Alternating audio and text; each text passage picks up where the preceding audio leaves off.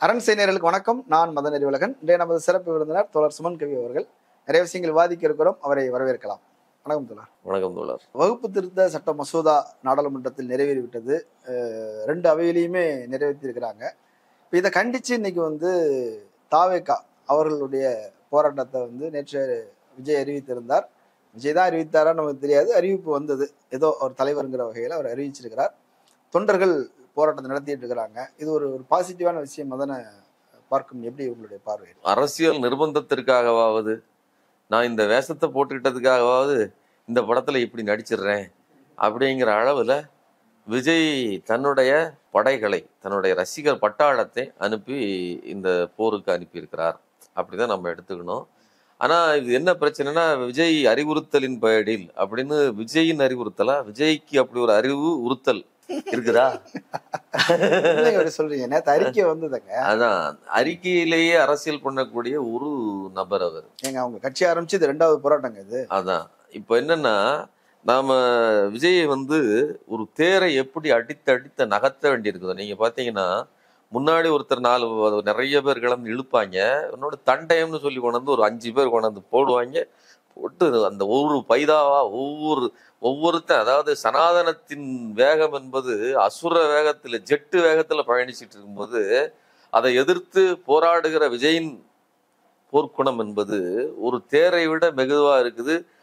முன்னாடியும் பல லட்சம் பேர் இழுக்க வேண்டி இருக்குது, பின்னாடியும் இருந்து நாம குத்தி குத்தி எதிர்கட்சிகள்லாம் சேர்ந்து குத்தி. ஆமா, இது ஒரு வகையில நமக்கு அதுல ஒரு வகையில நல்லது இருக்குது. என்னன்னா, விஜயே தன்னுடைய மேடையில் பேசும்போது நான் எதிராளிகளின் பெயர்களை, குறிப்பா மோடியின் பெயரை எல்லாம் நான் சொல்லாம இருக்கிறேன் அப்படின்னு சொல்லி சமூக ஊடகங்களிலும் பலர் பேசுகிறார்கள். உங்களுக்கு பேர் தானே சொல்லணும், இப்ப சொல்ற பாருங்க, மோடிஜி. முத்துவேல் கருணாநிதி ஸ்டாலின் அவர்களே, அது முத்துவேல் கருணாநிதி ஸ்டாலின் அவர்களே சொன்னதுக்கு அப்புறம் அவர்களே இது என்ன அவர்களேன்னு சொல்லி காட்டமாக உணர்வு பூர்வமாக கொந்தளித்து பேசுறாரு.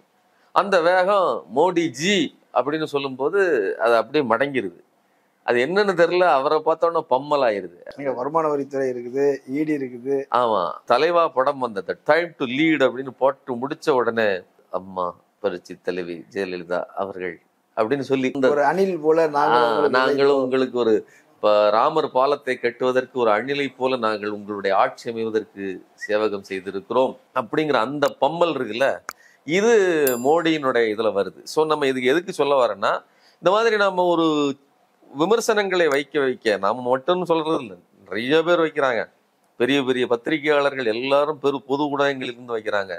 இதையெல்லாம் கேட்டதுக்கு அப்புறம் ஐயோ அரசியல்னா அப்போ நம்ம 2 பக்கமும் விளையாடணும், ஒரு பக்கமா இருந்தோம்னா நம்மளுடைய இந்த சார்பு நிலை தெரிஞ்சிரும் அப்படின்ட்டு தான் உடனே என்ன பண்றாங்க, அவசரமாக மோடியை எதிர்ப்பதாக சொல்கிறார்கள். இப்ப அதே மாதிரி இஸ்லாமிய ஆதரவு அப்படிங்கிறது ஒரு முக்கியமான ஒரு தேவையாக இருக்குது. பாஜக இங்க இருக்கக்கூடிய சமூக நீதி அரசியலை நீங்கள் பின்பற்ற வேண்டும். இன்னும் கூடுதலா சொல்றதா இருந்தா, திமுகவின் வாக்குகளை நீங்கள் பிரிக்க வேண்டும் அப்படின்னு சொல்லி எது உங்களது திட்டமாக கனவாக இருக்கிறதோ அதை நீங்க கையில் எடுத்து செய்யணும்னா அதற்கு முதல் செலாவரிசம் வாங்க. கம்பு சுத்துறதுல சலாம் வரிசையை தான் அதுக்கு பேர் செலாவரிசம் வாங்க. அதே மாதிரி இதனுடைய முதல் சலாம் வரிசையே என்ன அப்படின்னா, நீங்க சிறுபான்மையினர் ஆதரவை செய்தாக வேண்டும். அப்ப அதுக்காக ஒரு கம்பு சுத்தலை தான் இன்னைக்கு செஞ்சிருக்காரு. அதாவது திமுக ஆதரவு வாக்குகளை பிரிப்பதற்கு இல்ல, அப்படித்தான் பார்க்கணுமா? அவர் ஒரு அரசியல் கட்சி பாதிக்கப்படக்கூடிய மக்களுக்காக நிக்கிறாரு. திமுக ஓட்டை பிரிப்பாங்கிறதுக்காக, பிரிக்கணும் பிரிக்க கூடாதுங்கிறதுக்காக இல்ல. அவங்க சொந்த அரசியல் கட்சி ஆட்சிக்கு வரணும்னு நினைக்கிறாங்க, அவங்க போராடுறாங்க. அப்பதான் பார்க்க முடியும். முதல்ல தமிழ்நாட்டின் அரசியலை சரியா புரிஞ்சுக்கணும். அவங்களும் ஒரு அரசியல் கட்சி, இவங்களும் ஒரு அரசியல் கட்சி, இதுவும் ஒரு அரசியல் கட்சி அப்படின்னு சொல்லி எல்லா கட்சிகளையும் ஒரே மாதிரி பார்க்க கூடாது. 75 ஆண்டுகளுக்கும் மேலாக திமுக என்கிற கட்சி ஒரு பில்லர் மாதிரி நின்றுட்டு இருக்கு. அதுக்கு பின்னாடி என்ன இருக்குது அப்படின்னு பாத்தீங்கன்னா, அதனுடைய சித்தாந்தம் இருக்கிறது. தாழ்த்தப்பட்ட, ஒடுக்கப்பட்ட, பிற்படுத்தப்பட்ட, பார்ப்பனர் அல்லாத மக்களின் அரசியலை பேசுவதுதான் திமுகவினுடைய வேலை. திமுகவுக்கு ஆட்சியை பிடிக்கணும். எதுக்கு பிடிக்கணும்? இந்த சமூக நீதி அரசியலை முன்னுக்கு எடுக்கணுங்கிறதுக்காக தான் ஆட்சி அதிகாரம் வேணும். மற்றவர்களுக்கு எல்லாம் என்ன இலக்கு அப்படின்னா, இந்த அதிகாரத்தை பெற வேண்டும், தங்களுடைய லாபத்தை பெற வேண்டும். நீங்க நல்லா கவனிங்க, திமுகவை ஒழித்தே தீருவேன் அப்படின்னு சொல்லிட்டு தான் திமுகல இருந்து பிரிஞ்சு எம்ஜிஆர் வந்தாரு, அப்புறம் ஜெயலலிதா வந்தாங்க, விஜயகாந்த் வந்தாரு, விஜய் வந்தாச்சு, இப்படி சரத்குமார்ல இருந்து எல்லாரும், கமலஹாசன் போன எலெக்ஷன் 2021 கமலஹாசனும் சரத்குமாரும் எப்படி சீட்டுகளை பங்கு வைக்க முடியலைங்கிற அளவுல பதறி போய் துடித்தது. போடுறவங்களுக்கு ஒரு சீட்டு, ரிச்சாக்காரருக்கு ஒரு சீட்டு. ஆமா, இப்படி எல்லாம் செஞ்சுட்டு நாங்க தான் உண்மையான எதிரி அப்படின்னு சொல்லி நாங்க அப்போ திமுகவை எதிர்ப்பதில் நாங்கள் தான் உண்மையான எதிரி அப்படின்னு சொல்வதற்கு இல்லையா, இந்த இடத்திற்காகத்தான் அவர்கள் போராடுகிறார்கள். அந்த இடத்துக்காக போராடும் போது என்ன செய்யணும் அப்படின்னா, அடிப்படையில் நீங்கள் பாஜகவை எதிர்க்கணும். ஏன் அப்படின்னா, திமுகவை எப்படி எதிர்க்கிறீங்களோ திமுகவோட போட்டி போடுறீங்க. அப்ப திமுக எதையெல்லாம் எடுக்கிறதோ அதை விட வீரியமாக நாங்கள் செய்கிறோம்ங்கிறது தான் எதிர்கட்சிக்கான, இந்த தமிழ்நாட்டின் எதிர்கட்சிக்கான பிரதான இது. அந்த அடிப்படையில் நாங்க நோன்பு கஞ்சி குடிக்கிறோம் பாருங்க, சிறுபான்மையினர், நானே ஒரு சிறுபான்மையினத்தை சேர்ந்தவன் தான் அப்படின்னு சொல்லி அந்த நாடகத்தை நடத்தினாரு. இப்ப 2வது நாடகத்தை நடத்திட்டு இருக்கிறாரு. ஆனா ஒரு விஷயத்தை இந்த இடத்துல நான் அழுத்தமா பதிவு செய்யணும்னு நினைக்கிறேன். என்ன அப்படின்னா, இந்த வக்ஃபு வாரிய திருத்த சட்டத்துக்கு எதிராக கடுமையாக வாதாடியவர்கள், பேசியவர்கள் திமுகவை சேர்ந்த எம்பிக்கள் தான். அதிலும் குறிப்பா ராசா அவர்களுடைய அந்த அப்ஜெக்ஷன், எதிர்ப்பு என்பது அவ்வளவு வலுவாக முன்வைக்கப்பட்டது. திருச்சி சிவாவும் பேசினார். இப்படி இவர்கள் முன்வைக்கப்பட்டது. அது மட்டும் இல்லாம நேற்று சட்டமன்றத்தில் இந்த சட்ட திருத்தத்துக்கு எதிராக நாங்கள் உச்சநீதிமன்றம் செல்வோம், கண்டிப்பாக இதற்கு எதிராக சட்ட போராட்டத்தை கையில் எடுப்போம்னு சொல்லி சட்டமன்றத்துல தீர்மானம் நிறைவேற்றிருக்காங்க. இதெல்லாம் அபிஷியலா நடந்திருக்கிற ஒரு ஆளும் கட்சி செய்திருக்கிற மிகப்பெரிய விஷயம். அதாவது நாங்கள் உங்கள் பக்கம் இருக்கிறோம் அப்படின்னு சொல்லி, நீங்க ஒட்டுமொத்த இந்தியாவும் ஒரு பக்கம் இருக்குன்னா அதுக்கு நேர் எதிராக பாஜகவை எதிர்த்து களம் காணக்கூடிய துணிச்சல் உள்ள ஒரு கட்சியாக இது இருக்குது. இப்ப இதுல குரூப்ல டூப் மாதிரி இந்த கிரெடிபிலிட்டியை நாங்க ஏதாவது கொஞ்சம் உருவ முடியுமா அப்படின்னு அனுப்பப்பட்டிருக்கிறார். இஸ்லாமியர்களோட பெரியார் காலத்திலிருந்து திராவிட இயக்கம் நட்பு பேணி வருகிறது. இஸ்லாமியர்கள், கிறிஸ்தவர்கள், ஒடுக்கப்பட்ட மக்கள், பிற்படுத்தப்பட்டவர் எல்லோரும் அப்படிதான் இருக்குது. அதுபோல நாங்களும் ஒரு கட்சி, பெரியாருடைய அம்பேத்கருடைய கொள்கையை தான் நாங்களும் பின்பற்றோம், நாங்களும் அது போல இருக்கிறோம், முஸ்லீம்களுக்கு நாங்கள் துணையா இருக்கிறோம், அதுலயும் பாதிக்கப்படுற நேரத்துல துணையா இருக்கிறோம்னு சொல்லிட்டு ஒரு கட்சி வரும்போது ஆதரிக்க தானே செய்யணும்னு கேட்க. கரெக்ட். விஜய்க்கு இஸ்லாமியர்களுடைய பிரச்சனை பற்றி ஏதாவது அக்கறை உண்டா, ஏதாவது தெரியுமா, ஏதாவது உணர்ச்சி உண்டா? அந்த கேள்வி. அவங்க கட்சி போராட்டம் நடத்துறாங்க, கட்சி போராட்டம் நடத்துதுங்க. கட்சி போராட்டத்துல இவர் கிடையாது. இவங்க கட்சி நடத்துறதே இருக்கிறாருங்க. அதாங்க, பட ஷூட்டிங்ல தான் இருக்கிறாரு. படத்துல என்ன சொல்றாரு? இப்போ பட ஷூட்டிங்ல இருக்கிறாரு, படத்துல என்னென்னலாம் சொல்றாரு பாருங்க. நீங்க பாருங்க, துப்பாக்கி படத்துல இஸ்லாமியர்கள் தீவிரவாதிகள், அதை சித்தரிச்சு தான் படமே, சரிங்களா? அதே மாதிரி பீஸ்ட் படத்துல இஸ்லாமியர்கள் தீவிரவாதிகள், ஊடு வேலை செய்பவர்கள், எந்த நிமிஷத்திலையும் அவர்களை நம்ப முடியாது. இதுதான் அவர்களுடைய, அதாவது இஸ்லாமியர்களை தீவிரவாதிகளாக கட்டமைப்பதில் விஜயகாந்த், அர்ஜுன் அந்த வரிசையில விஜய் முக்கியமான நபர். அந்த வரிசையில் எடுக்கிறாரு.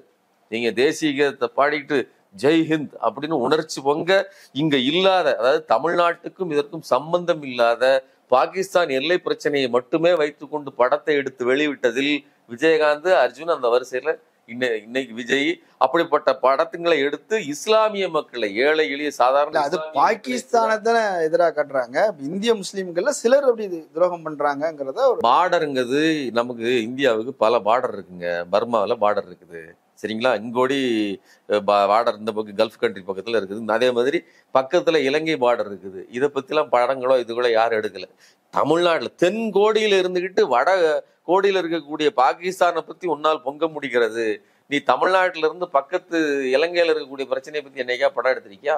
நான் தமிழர்களே கேட்கிறேன், தமிழ் நடிகர்களே கேட்கிறேன், தமிழ் டைரக்டர்களை கேட்கிறேன். துப்பாக்கி படத்தை எடுத்தது யாரு? முருகதாஸ் படத்துல இன்னொரு விஷயத்தையும் சொல்றேன். முருகதாஸ் எவ்வளவு வெனமஸ் பர்சன். அந்த ஆளு 7ஆம் அறிவுன்னு ஒரு படம் எடுக்கிறாரு. அந்த படத்துல ஒரு காட்சி, அதுல அந்த அந்த இடம் இடஒதுக்கீட்டுக்கு எதிராக இருக்குது. இது ரெட் ஜெயின் மூவிஸ் இவங்க தான் ரிலீஸ் பண்றாங்க. அவங்க கிட்ட போய் சூர்யா சொல்றாரு, இந்த காட்சி நமக்கு வேண்டாம், இது இடஒதுக்கீட்டுக்கு எதிராக இருக்கு அப்படின்னு சொன்னதுக்கு அப்புறம் அப்போ உதயநிதி சொல்றாரு, எனக்கும் கூட டக்குன்னு புரியல, சூர்யா சொன்னதுக்கு அப்புறம் தான் இந்த விஷயத்தை நான் புரிந்து கொண்டேன். நீங்க சரியா புரிஞ்சுக்கீங்க. அவரும் ஒரு அரசியல்ல இருக்கிறாரு, இன்னைக்கு துணை முதல்வரா இருக்கிறார். ஆனா அன்றைய காலகட்டத்தில் இந்த விஷயத்தை புரிந்து கொள்ளணும். ஆனா நயமா இந்த விஷத்தை சொருகிற வேலையை முருகதாஸ் செஞ்சுட்டே இருக்கிறாரு. அந்த வேலையை கரெக்டா கண்டுபிடிச்சு, இல்ல இந்த சீன் வேண்டாம்னு சொல்லுவதற்கு ஒரு அறிவு வேணும்ல, அது சூர்யாவுக்கு இருந்திருக்கு. நான் என்ன சொல்றேன், இந்த தமிழ்நாட்டு அரசியல் களத்தில் இதை இப்படி சொல்லக்கூடாது, இப்படி பேசக்கூடாது, இது நடந்து கொள்ளக்கூடாது, இது நம்மளுடைய இமேஜுக்கு மட்டும் இல்ல இந்த தமிழ்நாட்டு அரசியலுக்கே தப்பானதுன்னு உணர்ச்சி சூர்யாவுக்கு இருக்குது. கணக்குப்படி பார்த்தா நான் என்ன சொல்றேன், சூர்யா ஒருவேளை வந்து ஒரு அரசியல் பண்ணணும்னு வந்திருந்தா கூட நம்ம இப்படி விமர்சிக்க வேண்டிய அவசியம் கிடையாது. ஏன்னா அவருக்கு அந்த புரிதல் இருக்கு. நீங்க போட்டியிடுவதற்கு கூட கொஞ்சமாவது புத்தி வேணும்லாங்க. அப்படிப்பட்ட புத்தி உங்களுக்கு இருந்திருந்ததுன்னா நீங்க துப்பாக்கி மாதிரியான படங்கள்ல இருக்கக்கூடிய அந்த நாட்டை நீங்க வந்து ஒத்துக்கிட்டு இருப்பீங்களா? இல்ல படங்கள் செய்யக்கூடிய அயோக்கியத்தனத்தை நீங்கள் ஏற்றுக்கொண்டிருப்பீங்களா? அப்போ இதை விமர்சிப்பீங்க இல்லையா, அதை கரெக்ட் பண்ணிருப்பீங்க இல்லையா? அதையெல்லாம் செய்யல. இன்னொன்னு, இந்த துப்பாக்கி படம் வந்த புதுசுல வந்து S.A. சந்திரசேகர் சொன்னாரு, இஸ்லாமிய அமைப்புகளுக்கு எல்லாம் ரொம்ப மன வருத்தமாயி போச்சு, அதனால கண்டிப்பா என் பையனை வச்சு இஸ்லாமியர்களுக்கு ஆதரவா அந்த முஸ்லிமாவே மாறி ஒரு படம் என் பையன் பண்ணுவான் அப்படின்னு ஒரு பேட்டி கொடுத்தாப்ல. பண்ணாரா இல்லையா? கண்டிப்பா. இப்ப சமீபத்துலதான் நோம்பு கஞ்சி குடிக்கிற மாதிரி தலையில தொப்பி எல்லாம் போட்டு பிரமாதமா நடிச்சாப்ல. அப்படி தான் ஒரு மகா நடிகன் அப்படிங்கிறத திரையில் மட்டுமில்ல தரையிலும் வந்து நிகழ்த்தி காட்டி விட்டு சொகுசா போய் இன்னைக்கு ஏசி ரூம்ல உட்காந்துருக்காரு. நல்லா யோசிச்சு பாருங்க. இன்னைக்கு அவங்க கட்சிக்காரங்க இந்த இவ்வளவு பெரிய வெயில், அவ்வளவு வெளியில மனுஷன் நிக்க முடியாது. வேற ஆமா, வெறுஞ்சோளத்தை அள்ளி போட்டா புரிஞ்சிடும். அப்படிப்பட்ட ஒரு கதகதப்புல எல்லா தம்பிமார்களும் வந்து விவரம் தெரியாம, அதாவது விவரம் தெரியாமனா இது என்ன பிரச்சனை, எதற்காக போராடுகிறோம் அந்த எதுவுமே தெரியாது. தலைவர் சொல்லிட்டாரு நான் வரேன். நீங்க இதுதான் புரிஞ்சுக்கங்க. அரசியல் போராட்டத்துக்கும் அரசியலற்ற தம்பிகளின் போராட்டத்துக்கும் உள்ள பிரச்சனையை பாருங்க. பட்டினத்த பாகத்துல வெயில்ல வந்து நிக்கிறாங்க, போலீஸ் பிடிக்க போனா அவசரமா ஐயோ இல்லைங்க நான் இல்லைங்க, என்னது கைது பண்ண போறீங்களா, கைதா என்னங்க சொல்றீங்க அப்படின்னு சொல்லி தெரிச்சு ஓடுறாங்க. நீங்க திமுக மாதிரியான அமைப்புகள் நடத்துகிற போராட்டங்களுக்கு இப்படிப்பட்ட ஒடுக்குமுறைகள் வந்தாலும் யாரும் கவலையப்பட போறது இல்ல. நீங்க மிசா காலகட்டத்திலேயே உள்ள போய் அடி வாங்கி வலி வாங்கிய ஒரு அமைப்பு இது. அதனால இவர்களுக்கு போராட்டங்கள் என்றால் களம் என்றால் கைது இருக்கும் என்பது தெரியும். ஆமா, நீங்க நல்லா புரிஞ்சுக்கங்க. இவங்களுக்கு அரசியல் ஏன் தெரியாதுன்னு சொல்றேன்னா, 2 நாளைக்கு முன்னாடி நீங்க சோசியல் மீடியால பார்த்திருப்பீங்க, ஒரு பையன் காலேஜ் முடிச்சிட்டு இருக்கிறான், டேபிள்ல வந்து அண்ணனுடைய அதாவது விஜயினுடைய பேட்ச் ஒரு இடத்துல இருக்குது, அடுத்து அப்ளிகேஷன் ஃபார்ம் இருக்குது, காலேஜுக்கு போறதுக்கான அப்ளிகேஷன் ஃபார்ம். 12th படிச்சவன் தான் காலேஜுக்கு போறான். அப்ப 12th படிச்ச பையன்ட்ட அப்ளிகேஷன் ஃபார்ம், இங்க பேட்ச் எடுக்க போறியா இதை எடுக்க போறியா நீ பாத்துக்கோன்னு ஒரு சவுண்டு மட்டும் வருது. அதாவது அப்பா சொல்றாராம்.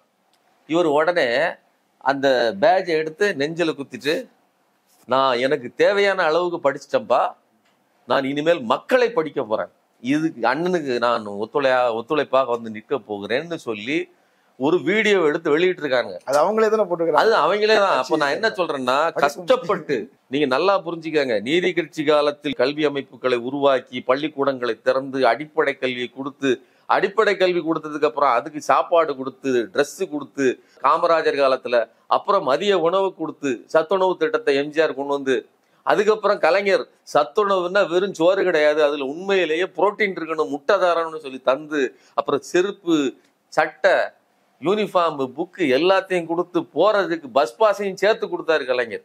சைக்கிள் கொடுத்து எல்லாம் கொடுத்தாரு. ஜெயலலிதா முதற்கொண்டு லேப்டாப் கொடுத்துச்சு. இன்னைக்கு இருக்கக்கூடிய முதலமைச்சர் எல்லாத்துக்கும் சேர்த்து காலை உணவு திட்டம் கொடுக்குறேன், காலேஜுக்கு வந்துட்டீங்களா 1000 ரூபாய் மாசம் காசு கொடுக்குறேன், தாலிக்கு தங்கம் கொடுக்க மாட்டேன். நல்லா புரிஞ்சுக்கணும், ஜெயலலிதா கொடுத்தது தாலிக்கு தங்கம். 12 முடிச்சியா உடனே தாலிக்கு தங்கத்தை வாங்கிட்டு கட்டிக்கிட்டு நீ எவனுக்காவது பின்னாடி சேலையை கட்டிட்டு போய் அதாவது குடும்பம் இல்லத்தரசியாக இல்ல நீ வேலைக்கு வரணும் வா படி அப்படின்னு சொல்லி தாலிக்கு தங்கத்தை நிறுத்திட்டு புதுமை பெண் திட்டத்தை அமல்படுத்திட்டு இருக்கக்கூடிய ஒரு அரசு இருக்குது. பெண்களுக்கு எம்பவர்மெண்ட் மட்டும் இல்ல, பசங்களுக்கும் சேர்த்து 1000 ரூபாய் கொடுக்குறேன்னு போன பட்ஜெட்ல அறிவிச்சிருக்காங்க. இவ்வளவு நடந்துகிட்டு இருக்குது. நீ டேபிள்ல தூக்கி எனக்கு 12க்கு மேல படிப்பு வேண்டாம், நான் அண்ணனோட சேர்ந்து ரோட்ல சுத்த போறேன்னு சொன்னா எந்த அளவுக்கு அரசியல் அறிவு இருக்குது? இல்ல ஒரு கட்சியே இப்படி போதிக்கிறதே தப்புதான் இல்லையா? அதான் சொல்றேன், படிக்காதங்கிறத இவ்வளவு காலம் படிக்க வச்ச ஒரு சமூகம் வாத்தியார் பையனா இருக்கான்னு வச்சுக்கோங்களேன், என்னத்துக்கு ஆகும்? நீங்க ஒரு சமூகத்துல இருந்து ஒரு வாத்தியாரை உருவாக்கி கஷ்டப்பட்டு போன தலைமுறையில ஒரு விவசாயியா இருந்த ஒரு குடும்பத்துல இருந்தா ஒரு வாத்தியார் வராரு, ஒரு அக்கௌண்டன்ட் வராரு, ஒரு கலெக்டர் வராரு, யாரோ வராரு. ஒரு விவசாயி மட்டும் இல்ல, விவசாய கூலியில இருந்தும் வராங்க. ஒரு உப்பி வியாபாரி, ஒரு சைக்கிள் கடை வச்சிருந்தவர், ஒரு சாதாரண தொழிலாளியின் குடும்பத்துல இருந்தா ஒரு டாக்டர் வந்திருக்கிறான். இன்னைக்கு நீங்க அந்த டாக்டரோட பையனை போய் டேபிள்ல வச்சுட்டு அண்ணனுக்கு பின்னாடி வாரியா இது வாரியான்னா அண்ணன் போதுன்னு சொல்லி தூக்கி நெஞ்சில குத்துறாம்னா இவனுக்கு வக்ஃபு வாரியம்னா என்னன்னு தெரியும். நான் என்ன சொல்றேன், இஸ்லாமியர்களினுடைய பிரச்சனைன்னு எப்படி தெரியும்? அண்ணன் சொன்னாரு நான் செய்யறேன். அதுல கூட நான் பார்த்தேன், முழக்கம் போடுறாங்க, இஸ்லாமியர்கள் சொத்துக்களை பறிக்காதே, இஸ்லாமியர்களுக்கு எதிராக போகாதே, இப்படித்தான் பேசுறாங்க தவிர அது வகுப்பு சட்டம்னா என்ன, அதுல என்னென்ன சரத்துகள் வந்திருக்குது, 40 திருத்தங்கள் வந்திருக்குது, அது எந்த வகையான பாதிப்பு வரும்னு பேசணும்ல. தலைவர் பேசலன்னா கூட அறிவு உள்ள யாராவது ஒருத்தர் பேசியிருக்கலாம் இல்லையா? வக்ஃபு திருத்த சட்டம் வரும்போது இல்ல ஏன் பேசலன்னு ஒரு தெரியாது, என்னதுன்னே தெரியாதாங்க. இவங்களுக்கு தெரிஞ்சாதானங்க இவங்க இதை பத்தி பேசுறாங்க. அறிக்கைலாம் விட்டுருந்தாங்க. அதுதான் எதை டெக்ஸ்ட் பண்ணி பக்கத்துல இருக்கிறவங்க, நீங்க இங்க கட்சியை எப்படி நடந்துட்டு இருக்குன்னா, படத்துக்கு எப்படி ஒரு டைரக்டர் அதை அவர் சிந்திப்பாரோ அதே மாதிரி கட்சி நடத்துறதுக்கு டைரக்டர் கூட கிடையாது, அதுல இவர் கதாநாயகனா கூட நடிப்பாரு. ஆனா இந்த கதை இருக்க, இந்த அரசியல் திரையரங்கில் இவருக்கு இடமே கிடையாது. இவர் எப்பமாவது திடீர்னு கேமியோ ரோல் பண்ணுவாரு தலைவரா ஆனா இன்னைக்கு புஷி ஆனந்த் தான் இருக்கு எல்லாத்தையும் அதான் சொல்றேன். அவர் எவ்வளவு வசதியா முழக்கம் போடுறாரு. பட்டினப்பாக்கத்துல அவரு நேரா அது நீலாங்கரை வீடு, விஜய் வீட்டுக்குள்ளதான் அவர் இருக்கிறாரு. விஜய் வீட்டுல இருந்து வெளியில வாசல்ல வந்துன்னு ஆர்ப்பாட்டத்துல கலந்துட்டு கையை காட்டிட்டு மறுபடியும் வாசல்ல உள்ள அவருக்கு பக்கத்துல நல்லா இருக்குதாங்க. அது பனையூர்ல நீங்க அரசியல் பண்றீங்கன்னு சொன்னதுனால கொஞ்சம் தாண்டி வந்திருக்கிறாங்க, பட்டினப்பாக்கம் வரைக்கும் வந்திருக்கிறாங்க. அது அவங்க யாரு வந்தவங்க பசங்க இங்க உண்மையிலேயே போராட வந்த பயங்க இங்க வந்திருக்காங்க. நீலாங்கரைங்கிறது விஜயோட வீடு. விஜய் வீட்டு வாசல்ல இருந்து வெளியில ஆர்ப்பாட்டம்னு சொல்லி கையை காட்டிட்டு போயிட்டாப்ல போட்டோ எடுத்து. விஜய் வந்திருக்கலாமே, வீட்டுல தானே இருக்கிறாரு, அதுக்கு கூட வரமாட்டாரு. அதுதான் விஜய். நீங்க கடந்த காலங்கள்ல பாத்தீங்கன்னா எம்ஜிஆர் மாதிரியான நபர்கள் வந்ததுக்கு பிறகுதான் பெரும்பாலும் வெளியில உள்ளவங்கள சந்திக்கிறது குறைந்தது. ஆனாலும் கூட எம்ஜிஆர் தன்னை பார்க்க வருகிறவர்களை, அதாவது முக்கியமான தலைவர்களாக இருந்தால், நெடுஞ்செழியனா இருந்தால், நம்ம அமைச்சர்கள் யாராவது இந்த விஷயங்களை எல்லாம் பார்க்க வருகிறவர்களை பார்ப்பதற்கு உடனே தனக்கு நெருக்கமான நடிகர்கள், தங்கவேலுவா இருந்தாலும் சரி, SSR இருந்தாலும் சரி, யாரா முக்கியமான நபர்களுக்கு உடனே அனுமதி உண்டு. விஜய்க்கெல்லாம் அப்படி கிடையாது. விஜய் ஜெயலலிதாவை விட மோசம். ஜெயலலிதாவுக்கு கூட தனது வட்டத்தில் அரசியல் சம்பந்தமாக என்னென்னலாம் டிஸ்கஸ் பண்றதுனால அவங்க எல்லாம் அனுமதி, நிர்வாகிகள் பார்க்கலாம். ஆமா, இங்க கட்சி நிர்வாகிகளுக்கு எந்த அனுமதியும் கிடையாது. 2 நபர் எல்லாம் 3 பேர், ஒன்னு புஷி ஆனந்த், இன்னொன்னு ஜான ஆரோக்கியசாமி, இன்னொன்னு ஆதவ அர்ஜுனா. இவர்களை தவிர நேரடியா சந்திப்பதற்கோ அவர்களோடு. இன்னும் கொடுமை என்னன்னா, ஜான ஆரோக்கியசாமி ஆடியோ வெளியிட்டு புலம்புகிறார். நான் நிறைய ஐடியா கொடுக்குறேன், திடீர்னு புஷி ஆனந்த் எல்லாத்தையும் மாத்தி விட்டுட்டு போயிடுறாரு, புஷியுடைய கட்டுப்பாட்டில் இவர் இருக்கிறாரு அப்படின்னு புலம்பி ஆடியோ வெளியிடுற அளவுக்கு தான் கட்சியே இருக்கு. ஆமா, இப்ப என்னன்னா கட்சியை பாத்துக்கிட்டு, கட்சியை ஒரு டிபார்ட்மெண்ட் ஆகிட்டாரு. கட்சியை பாத்துக்கிட்டதுக்கு புஷி ஆனந்த் அறிக்கை வந்துச்சுன்னா என் பேரை போட்டு அறிக்கையா விட்டுரு, அதுதான் தலைவருடைய கருத்து அப்படின்னு. அதுக்கு ஒரு டிபார்ட்மெண்ட். மொத்தத்தில் இவர் நடிச்சிட்டு இருப்பாப்புல. இவர்கள் இங்கோடி கட்சிங்கிற பேர்ல முழுக்க திமுகவை எதிர்ப்பதற்கு எதெல்லாம் யுத்திகளோ அதையெல்லாம், திமுக வாக்குகளை அறுவடை செய்வது. எதிர்ப்பதுன்னு அங்க ஒண்ணும் கிடையாதுங்க இவர்களுக்கு, அதுவும் கிடையாது. பிரச்சனை என்னன்னா, அதிகாரம் திமுக இப்ப ஒருவேளை மேல அதிகாரம் மாறிடுச்சுன்னு வச்சுக்கோங்களேன், காங்கிரஸ் கட்சி வந்துருச்சுன்னா அப்ப மொத்தமா சரண்டர் ஆயிடுவாங்க. அவ்வளவு மோசம்.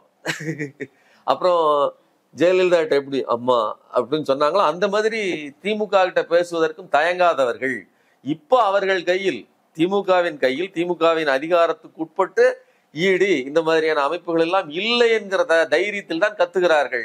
அப்ப யாரை பார்த்து பயப்படுறாங்க அப்படின்னா, பாஜகவின் இன்ஸ்ட்ரக்ஷன், பாஜகவின் கையில் இருக்கக்கூடிய கம்பு குச்சி, இதற்காக பயந்துதான் இந்த போராட்டம். இதுல நம்ம நல்லா புரிஞ்சுக்கிட வேண்டியது, தனிநபர்களின் அரசியலை நாம ஒருபோதும் ஏற்றுக்கொள்ள கூடாது. அவர்களுக்கு முதல்ல கூறு இருக்கான்னு நம்ம செக் பண்ணணும். அந்த அடிப்படையில் பார்த்தால் விஜய்க்கு எந்த அடிப்படை அறிவுமே இந்த வக்ஃப் வாரிய திருத்த சட்டம் குறித்தோ, இதனால் இஸ்லாமிய மக்களுக்கு இருக்கக்கூடிய உரிமைகள் எப்படி பறிபோகிறது அப்படிங்கிறது குறித்தோ எதுவும் கிடையாது.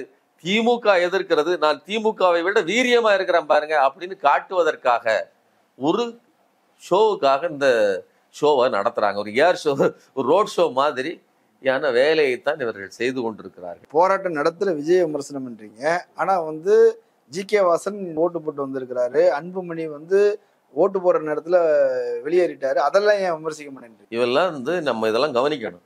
எவ்வளவு பெரிய துரோகிகள் இவங்க. நீங்க இங்க நின்றுட்டு நீங்க ரம்ஜான் அப்போ வந்து குல்லா போட்டுக்கிட்டு ஜி.கே. வாசகன் பண்ணையார் அவர்கள்லாம் வந்து உட்கார்ந்துட்டு நான் இஸ்லாமிய மக்களுக்கு இணக்கமானவன் நண்பன் சொல்லிட்டு பச்சை துரோகத்தை அங்க போய் கையெழுத்து போட்டு இழைச்சிட்டு வர்றாரு. அதிமுக கூட வந்து இதை எதிர்த்து இருக்கிறது. ஆனால் இவர்கள் வந்து அதுவும் குறிப்பா ஜி.கே. வாசன் போய் கையெழுத்து போட்டு வந்திருக்காங்கன்னா எவ்வளவு மோசமான துரோகியா இந்த சமூகத்தின் எதிராக இருக்கிறார் அப்படிங்கிறத பார்க்கணும். இந்த தமிழ்நாட்டின் உணர்வு நிலைக்கு நீங்க நல்லா புரிஞ்சுக்கங்க. சிறுபான்மையினர் நலனை பாதுகாப்பது, இஸ்லாமியர் நலனை பாதுகாப்பது இஸ்லாமியர்களுக்கு இணங்கி போவது இல்ல, சமூக நீதிக்கு ஒத்து போறது. அப்ப தமிழ்நாட்டின் சமூக நீதி கண்ணோட்டத்துக்கு எதிராக எப்படி இருக்காங்க? இன்னொன்னு, அன்புமணியோட கட்சி பாமகவை பொறுத்தவரையில அது தோன்றும் போதே நாங்கள் பிற்படுத்தப்பட்டோர், தாழ்த்தப்பட்டோர் எல்லோருக்குமாக, அம்பேத்கர் பெரியார் மட்டும் இல்ல, எங்களுடைய இதுல மார்க்சியத்தையும் சேர்த்துத்தான் நாங்கள் கலந்துதான் பாட்டாளி வர்க்கத்துக்கான அதாவது அந்த உழைக்கும் மக்களுக்கான கட்சியாக இருக்கிறோம். பழனி பாபுவோட ரொம்ப நெருக்கமா இருந்தாங்க. அதனாலதான் பாட்டாளி மக்கள் கட்சி அப்படின்னு வச்சுக்கிட்டாங்க. அவருடைய மேடைகளில் 90களில் பழனி பாபா முழங்கினாரு, இது நம்ம கட்சி, முஸ்லீம் எல்லாம் நம்ம எல்லாம் வாங்கத்தா போடுங்கத்தா, இவங்க தான் நம்ம ஆளு அப்படின்னு அவர் பேசியிருக்கிறாரு. அப்படிப்பட்ட நபரு சத்தம் இல்லாம கையெழுத்து போடாம ஓடி வந்திருக்கிறாரு. இது கிட்டத்தட்ட இது என்ன சொல்றதுன்னா அங்கும் இல்லை இங்கும் இல்லைன்னு எஸ்கேப் ஆகுது. இது ஒரு எஸ்கேபிசம். வன்னியர்கள் பெல்ட் ஏரியா தான் முஸ்லீம்கள் வந்து குவிந்து இருக்கக்கூடிய பகுதி. விழுப்புரம், வாணியம்பாடி, ராணிப்பேட்டை பல பகுதிகளில் இருக்கிறாங்க. அவ்வளோ இணக்கமா இருக்கக்கூடிய ஒரு சமூகத்துக்கு எதிரான ஒரு சட்டம் வரும்போது அதுக்கு எதிராக ஓட்டு போடுறதுன்னு அந்த ஆதரவு சமூகம் இணக்கமா தாங்க இருக்குது. இப்பவும் சொல்றேன், வன்னியர்களுக்கு இவர்கள் மட்டுமே ரெப்ரசன்டேட்டுங்கிற மாதிரி நம்ம முதல்ல பேசக்கூடாது. ஏன்னா இத்தனை முறை தோற்றிருக்காங்க தொடர்ந்து மாத்தி கடந்த தேர்தலில் ஒரு எம்பி சீட்டு கூட கிடையாதுங்கிறது வன்னியர்கள் இவர்களை அங்கீகரிக்கலைங்கிறதுக்கான முழு அடையாளம். அதனால இவர்களை பொறுத்தவரையில் வன்னியர் அவர்களுக்கு ஆதரவாக இருக்கிற வன்னியர்களை ஏமாற்றுகிறார்கள். அவர்களை வந்து இந்துத்துவ சக்திகளுக்கு பலி கொடுக்க தயாராகி விட்டார்கள். அதனாலதான் நீங்க வந்து கிறிஸ்தவம், அதாவது இஸ்லாமிய மக்களோடு நெருங்கி வாழ்கிற, பழகி வாழ்கிற, ஒன்றுக்கு ஒன்றாக மாமன் மச்சானாக வாழ்ந்து கொண்டிருக்கிற மக்களுக்கு நீங்க ஆதரவா இல்லாம கையெழுத்து போடாம வாரீங்கன்னா என்ன பொருள்? நாளைக்கு இன்னைக்கு முஸ்லீமுக்கு இருக்கிற நிலைமை தான் நாளைக்கு வன்னியர்களுக்கும் சத்தம் இல்லாம ஓடுவாங்க. எதை நம்ம புரிஞ்சுக்கணும். தீர்மானம் நிறைவேறிவிட்டது. அடுத்தடுத்து இதை ஒட்டி நிறைய பிரச்சனைகள் வரப்போகுது. இதை எதிர்கொள்வதற்கு எதிர்கட்சிகள்கிட்ட என்ன திட்டம் இருக்குது? இல்ல, எதிர்கட்சிகள்கிட்ட அதாவது சர்வரோக நிவாரணி ஒரே ஒரு பிரச்சனை தாங்க. சனாதன சக்திகள், பார்ப்பனியவாதிகள் தங்களுக்கு கிடைத்த வாய்ப்பு இது, பொன்னான வாய்ப்பு இது, இது மேல் நாங்க வந்து ஒரு பெரிய அகண்ட பாரதத்தை உருவாக்கி அதுல ஒரு இந்துத்துவ தேசத்தெல்லாம் உருவாக்க முடியாது.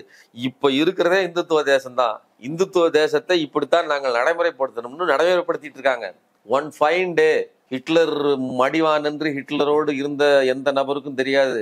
ஹிட்லருக்கு ஒரு மோசமான முடிவு வரும்னு அந்த எவனு ஹிம்லரோ அல்லது கோயபல்ஸோ யாருமே எதிர்பார்த்திருக்க மாட்டார்கள். இப்படி ஒரு மோசமான முடிவை எதிர்பார்க்கணும். அப்படி ஒரு ஃபைன் டே வரும். அதுக்காக நம்ம வந்து அதாவது அவநம்பிக்கையில் பேசல, நான் முழு நம்பிக்கையில பேசுறோம். அப்படி அந்த நாளில் நாங்கள், அதுதான் நீங்க வந்து மம்தா பானர்ஜி சொல்லியிருக்காங்க, நாங்கள் ஆட்சிக்கு அதாவது இந்தியா கூட்டணி ஆட்சிக்கு வரும்போது கண்டிப்பாக இந்த சட்டங்கள் எல்லாம் திரும்ப பெறப்படும். அதாவது இந்த ஒரு சட்டத்துக்குன்னு இல்லை, எல்லாவற்றுக்குமான ஒரு ரிவர்ஸ் அப்படிங்கிறது முற்றிலுமாக இந்த பாஜகவை ஆட்சி கட்டிலிருந்து துடைத்தறிகிற நாள்ல நடக்குமே தவிர ஒண்ணுக்கா உட்காந்து போராடுவது. நீங்க நல்லா கவனிச்சு பாருங்க. சந்திரசூட் மிகப்பெரிய நடுநிலைவாதி, ஜனநாயகவாதின்னு சொன்னோம். ஆனா அவர் தான் நீங்க வந்து ராமர் கோயில் கட்டுவதற்கான எல்லாத்துலயும் கையெழுத்து போட்டுட்டு ராமரே சொன்னாரு, குரங்கு வந்துச்சுன்னு சொல்லி கதை சொல்லிட்டு இருந்தாரு. இன்னைக்கும் இந்த சட்ட திருத்தங்களுக்கும் ஆதரவாகத்தான் அவர் செயல்பட்டு கொண்டிருக்கிறார். அப்போ இந்த பார்ப்பனிய உயர்மட்டத்தில் இருக்கக்கூடிய நபர்கள் எவ்வளவு வெனமஸா இருக்காங்க பாருங்க. நம்மளையெல்லாம் நம்ப வைக்கிறது, இவர்கள் எல்லாம் ஜனநாயகவாதிகள், நாங்கெல்லாம் உங்கள் பக்கம்தான் காட்டிக்கிட்டு முக்கியமான தேவைகள் வரும்போது அந்த பக்கம் நகழ்ந்து சங்கியாக மாறிவிடுகிற செயலை செய்கிறார்கள். அப்போ நாம சுத்த சங்கிகளை விட இந்த முற்போக்கு சங்கிகளிடமிருந்து நாம் எச்சரிக்கையாக இருக்க வேண்டியிருக்கு. அதெல்லாம் நம்ம கடந்த இந்த நிகழ்காலத்துல பார்த்துட்டு இருக்கோம். இவ்வளவு பெரிய வலு நிறைந்த உச்ச நீதிமன்ற நீதிபதியே தங்கள் பாக்கெட்ல வச்சுக்கிட்டு வேலை செய்யறாங்க அப்படின்னா இந்த நாம இப்போ கேஸ் போட போறோம். கேஸ் போடுறதுங்கிறது அந்த நீதிபதிகளை நம்பித்தானே. நீதிமன்றம்னு ஒண்ணு, நீதினு ஒண்ணு இருக்கு, நீதிமன்றம் அதுக்கு சாட்சியா இருக்குன்னு நாம் அப்படி நம்பித்தான் செய்யறோம். ஆனா நீங்க ஆர்.என். ரவி என்ன சொல்றாரு, சட்டம் என்பது வெறும் நிர்வாகத்துக்கு மட்டும்தான், சனாதனம் தான் எங்களுடைய சட்டம்னு அவர் சொல்லத்தானே செய்யறாரு. நீங்க கான்ஸ்டியூஷன் என்பது நிர்வாக தேவைகளுக்காக மட்டும்தான். சனாதன சட்டம் தான், மனு தர்மம் தான் எங்களுடைய உண்மையான சட்டம்னு ஆர்.என். ரவி சொல்றாரு. இப்போ ரெண்டையும் ஒப்பிட்டு பார்க்கணும். அதற்கு ஏற்றால் மாதிரி தான் இங்க காட்சிகள் நடந்து கொண்டிருக்கிறது. இந்த நீதிமன்றத்தை நம்பித்தான் நாம நீட்டை ஒழிப்போங்கிற உத்தரவாதத்தை கொடுத்தோம், அது அப்படியே கிடக்குது. இந்த நீதிமன்றத்தை நம்பித்தான் இங்க தமிழ்நாடு அமைச்சரவையில தீர்மானம் நிறைவேற்றப்பட்டிருக்குது. ஸோ இதையெல்லாம் நீங்க பொருத்தி பாருங்க. என்னைக்கு உண்மையிலே நீதிமன்றத்துல இருந்து நீதி கிடைக்கும்னா, என்னைக்கு இந்த அமித்ஷா, மோடி இந்த பீடைகள் எல்லாம் ஒளிந்து தொலைகிறதோ அன்றைக்குத்தான் இந்த சுபீட்சமாக வாழ்க்கை மலரும் என்பது என்னுடைய கருத்து. நிறைய கருத்துக்களை சொல்லியிருக்கிறீங்க. மக்கள் அதை பரிசீலிக்கட்டும். கலந்து கொண்ட கருத்துக்களை பயன்படுத்தணும். நேரிலே மற்றொரு விருந்தினோடு மீண்டும் சந்திக்கலாம். நன்றி. அரண்சை நண்பர்களுக்கு வணக்கம். அரண்சை ஊடகம் சுயேட்சையாக இயங்குவதற்காகவே உருவாக்கப்பட்டது. நாம் செய்கிற வேலை உண்மையிலேயே மக்களுக்காக செய்கிறோம் என்பதை நீங்கள் நம்பினால், வாய்ப்பு இருந்தால் இந்த ரேசர் பே கியூஆர் கோடுக்குள்ளே நீங்கள் அதை ஸ்கேன் பண்ணி எங்களுக்கு உங்களால் இயன்றதை விருப்பம் இருந்தால் ஆதரவு தெரிவிக்கலாம்.